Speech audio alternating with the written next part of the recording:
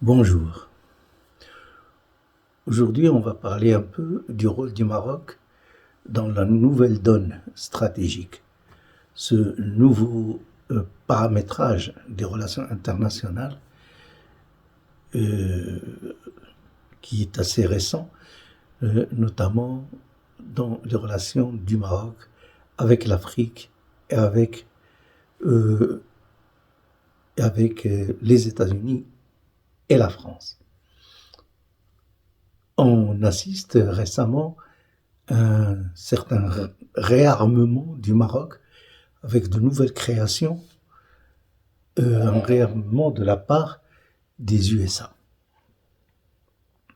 Ce réarmement est vu par le voisinage, notamment par l'Algérie, comme une menace, une préparation à des hostilités éventuelles contre l'Algérie. Cependant, et le Maroc et les USA ont une vision beaucoup plus étendue, disons, que cela. Le Maroc est vu et sera érigé comme un premier bastion de l'OTAN en Afrique. Le Maroc est déjà vu par l'OTAN comme un allié stratégique. Et le Maroc n'est pas un membre officiel de l'OTAN, mais il est néanmoins considéré comme un partenaire stratégique clé par cette organisation militaire. Aujourd'hui, l'Afrique est vue comme euh, un marché, le marché le plus important aujourd'hui, comme une population consommatrice assez importante qui reste à prendre. Le champ d'investissement auquel se tournent aujourd'hui tous les regards. Alors, le temps voudrait avoir un Mirador au nord-ouest du continent. Qui donc, mieux que le Maroc, peut remplir ce rôle? Alors que l'Algérie y voit un simple armement contre un voisinage hostile, comme on l'a dit, ce qu'il est d'ailleurs, il faut dire que l'un ne va pas sans l'autre. C'est aussi un armement pour la dissuasion, car le Maroc est appelé à jouer un grand rôle dans la nouvelle donne stratégique, notamment en Afrique. D'ailleurs, l'ouverture du Maroc sur les pays du Sahel pour leur accorder un accès sur l'océan Atlantique a une portée pas seulement économique, elle est surtout d'ordre stratégique, tout comme l'alliance atlantique des pays de l'Afrique, initiée par le Maroc et qui est considérée aujourd'hui comme une façade africaine vers les USA. Par ailleurs, il ne faut pas se voiler la face. Cette stratégie de la diplomatie de Sa Majesté le roi Mohamed VI, que Dieu l'assiste et le protège, a démarré depuis presque 2 décennies, avec une cinquantaine de visites aux pays d'Afrique. Sa Majesté le roi, alors que lors de ces visites, ne faisait pas du tourisme. Ces tournées en Afrique étaient axées sur la proposition aux pays d'Afrique d'une coopération d'un autre genre que ces pays n'ont jamais connu, une coopération sud-sud, une coopération gagnant-gagnant, thème très cher à notre souverain. Alors on a assisté à 52 visites royales aux pays d'Afrique. Il a visité 29 pays africains et il a effectué 1 millier d'accords signés depuis 1999 en nos jours. C'est une politique assez réfléchie, mûrement réfléchie, qui a pris beaucoup de temps pour être élaborée et il ne faut pas oublier aussi une autre donnée, c'est la politique migratoire humaine qui a permis de régulariser aussi 50 000 subsahariens depuis 2014 au Maroc.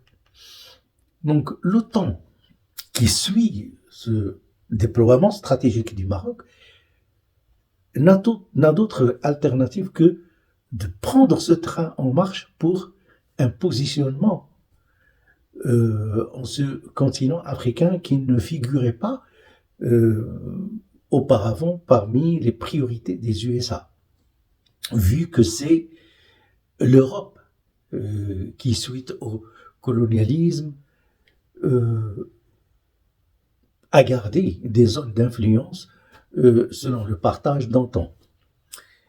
Mais aujourd'hui, les choses ont changé, notamment dans l'Afrique francophone. Pratiquement les pays d'Afrique de l'Ouest ont tous connu des changements. Et ces changements sont en train de s'opérer un peu partout dans le monde, pas seulement en Afrique.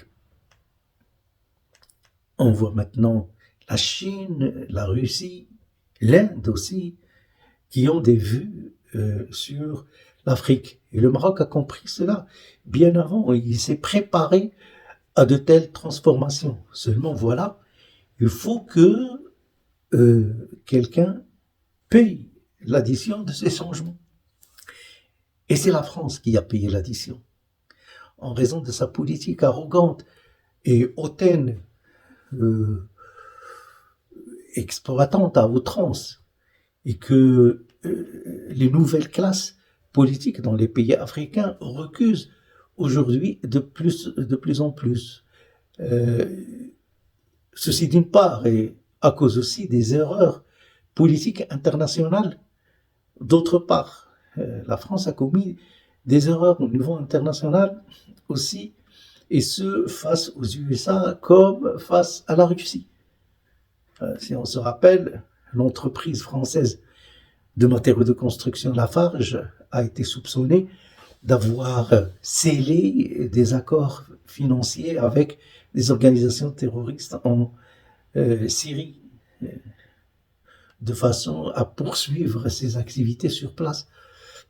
La justice américaine a infligé une sorte d'amende de 777 millions de dollars sur l'affaire Lafarge en Syrie à la France. Et la France, qui se veut leader politique des pays d'Europe, à travers M. Macron, avait incité à lâcher le dollar américain pour réduire la dépendance économique de l'Europe vis-à-vis des États-Unis. Cela n'est pas du goût, bien sûr, des dirigeants américains, que ce soit le président sortant, qui peut-être reviendra, que celui en place aujourd'hui.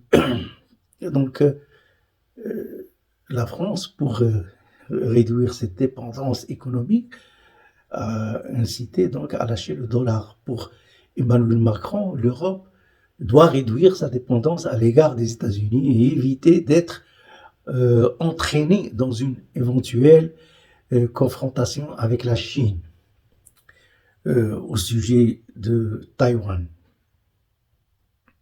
Face à la Russie, il y a eu cette campagne don quichotienne, disons, de Macron contre Poutine à l'ONU, avec une mauvaise interprétation de l'avis de la Cour de La Haye, la Cour internationale de justice de La Haye, incriminant, selon lui, selon M. Macron, incriminant l'agression de la Russie en Ukraine, alors que la Cour ne s'est pas prononcée sur l'illégalité.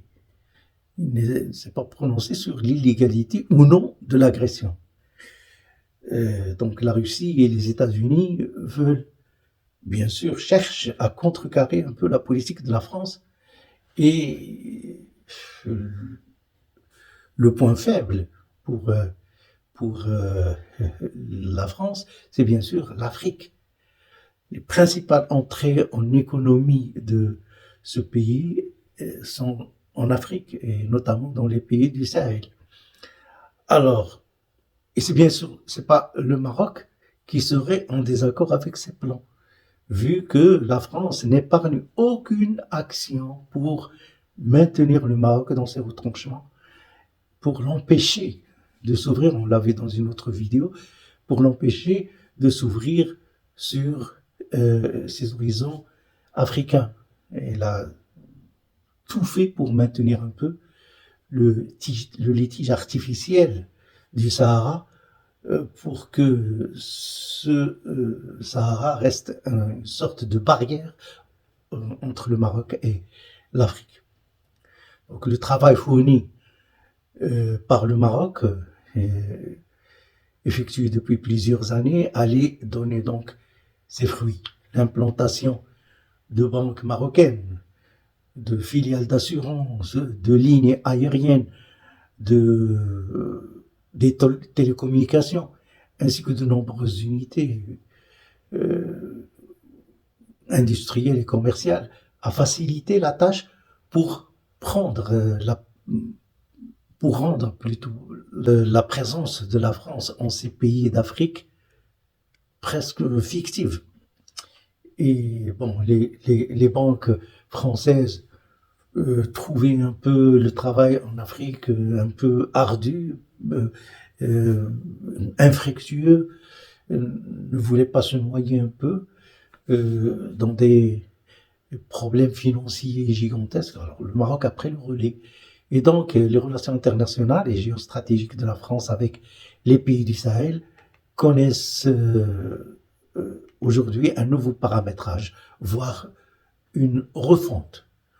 Le Maroc qui, après un long bras de fer avec la France, aujourd'hui, c'est un peu comme ces bras de fer où l'un des protagonistes garde un peu le sourire. Donc après ce bras de fer, la France a été obligée, disons, on va pas dire de capituler, mais de céder un peu, de faire des concessions. Et elle a commencé par ce qu'on appelle aujourd'hui en droit international une reconnaissance de la marocanité du Sahara, une reconnaissance de facto. Une reconnaissance de facto, c'est-à-dire une reconnaissance de fait de la marocanité du Sahara. Cette reconnaissance est différente de la reconnaissance de jury, c'est-à-dire une reconnaissance juridique qui peut ou non être accompagnée de faits et peut-être se limiter à une déclaration écrite ou verbale de la part des acteurs du droit international. Alors, Sa Majesté le Roi, que Dieu l'assiste, on se rappelle, avait affirmé dans son discours de 2022, à l'occasion de l'anniversaire de la Révolution du Roi et du Peuple, il avait affirmé que le dossier du Sahara occidental est le critère d'évaluation de la sincérité des amitiés et l'efficacité des partenariats. Voilà. La sincérité des amitiés et l'efficacité des partenariats allaient être donc vues par ces sortes de lunettes qui sont bien sûr le dossier du Sahara, selon que le pays qui veut avoir des relations commerciales ou soit-elle ou industrielles ou quel que soit le genre de partenariat doit d'abord reconnaître les vraies données géographiques du Maroc avec son Sahara. Et dans le cas d'espèce, la France, par cette reconnaissance de facto, reconnaît tacitement l'unité territoriale du Maroc, parce qu'elle entend entreprendre des accords d'investissement avec le gouvernement marocain dans des projets au sein même du Sahara marocain. Donc la France par ces démarches, passe outre ce que les voisins appellent le caractère de territoire litigieux, territoire, disent-ils, de contestation. Donc, elle passe outre tout cela et va investir dans le Sahara même. Donc, la France sait pertinemment qu'elle risque de fâcher l'Algérie. Cependant, elle n'a plus le choix. En perdant l'influence de la zone des pays du Sahel, elle voit que l'Algérie ne remplit plus le rôle primordial qu'elle lui avait donné, le rôle primordial de relais avec les pays du Sahel grâce à des manipulations de par des groupes, manipulations de groupes terroristes, de groupes séparatistes ou encore de mercenaires selon l'angle de vision où l'on se place. La France est forcée de changer son épaule, son fusil d'épaule, comme on dit, et jouer franc jeu par l'intermédiaire d'un Maroc aux relations ancestrales avec les pays d'Afrique et qui propose des relations de coopération égalitaires et des relations gagnant-gagnant dans le respect mutuel des souverainetés des États. Certains diront que c'est un peu platonique comme réflexion. Je leur répondrai que c'est par un réalisme machiavélique qu'on arrive à imposer ses rêves les plus platoniques. Merci, mesdames et messieurs.